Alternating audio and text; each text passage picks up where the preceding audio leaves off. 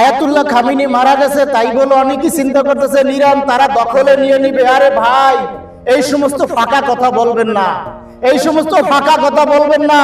ইরানকে দখল নেওয়া এত সহজ ব্যাপার নয়।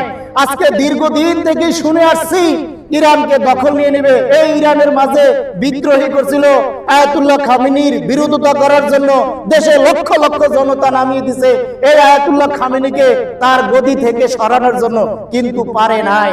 যেখানে দেশের মানুষ বিদ্রোহী করে আয়াতুল্লাহ খামেনিকে তার ক্ষমতা বঞ্চিত করতে পারে নাই, আর আশা করি ইনশাআল্লাহ পারবেও না। কেননা যেই দেশের মাঝে একাধিক রাষ্ট্রের থেকে বোমা হামলা, হত্যা, খুন খারাপি করেও আজকে ইরান দেখেন 80% ধ্বংস হয়ে গেছে একমাত্র পারমাণবিক নিয়ে।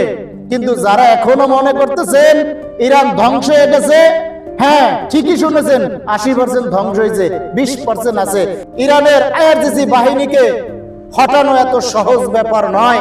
তারা রণকৌশল জানে, তারা যুদ্ধ করতে জানে, তারা যুদ্ধের মাঠে শত্রুদেরকে কিভাবে আক্রমণ করতে হয়, শত্রুদেরকে কিভাবে নাজেহাল করতে হয়, সেটা ইরানের আইআরজিসি বাহিনী অবশ্যই জানে।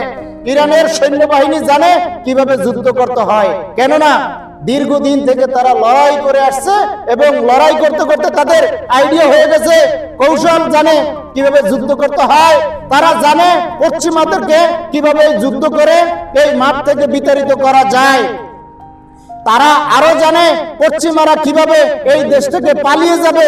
সারা বিশ্বের মুসলিম ভাই ও বোনেরা যে যেখানে আছেন সবাই দোয়া করবেন, লা ইলাহা ইল্লাল্লাহ, ইরানের জয় হবে ইনশাআল্লাহ। লা ইলাহা ইল্লাল্লাহ, ইরানের জয় হবে ইনশাআল্লাহ।